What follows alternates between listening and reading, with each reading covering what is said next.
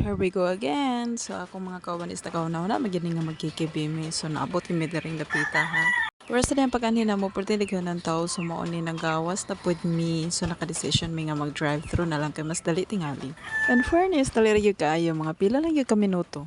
Wala lang kita ka-video sa sulod ha kay basin bawal nila. Kunya kay alas 12 untok, magyod ni sumuon ni pertig yung inita kaayo. O sa diyan may pila na mi, so in fairness, gamay rin yung sakyanan, so marag dali rin yung kay may mahumanaan ni. Marag ikaw, pat mga sakyanan nga nakapila.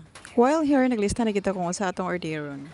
Pinakabarato ra kita tong gi-order diring dapita ha. Kunya ra kita mag-order og mga mahal og ato pa ginaghanon kung anak na kita contractor ha. Ang pinakaganahan lagi nako diri sa Jollibee is ang ilang coke float. Maro na akong rason. Kami ra na gyud sa tubag sa orderanan so diri dapita naglibog ra gihapon mi kung sa mga orderon kay wala man coke float imbis mo ra kini rason ng atong gianhi. While akong kauban is pineapple juice na lang daw kuno iyaha so wa pa ko nagdahong manaa pa pineapple juice ug kasunsoon na lang pug ko.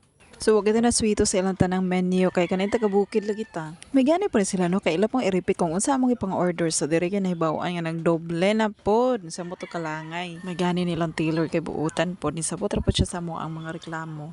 Naglibog lagi tingali siya kanay panahon nga magdungan man mig istorya. Gatuta lagi may kung pila mong bayro no diring dapita may gani kanay senior so naka-discount ta pod ta diri. And fairness dali ra gyud kita na human diring dapita. Kay og nag-dine in patingali mesos nagpila patingay meron. O akong kauban diri hanang utana pa gitsog na pa kapinya ginamos may gani daw ka na hotdan. Okay ta diri bisag nakalisod na naning kaya pag video.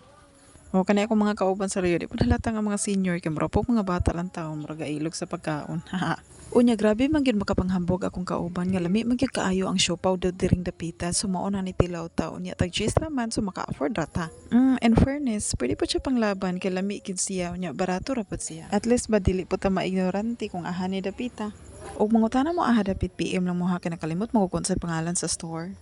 Tuloy lang ko tama. Thank you for watching. Bye.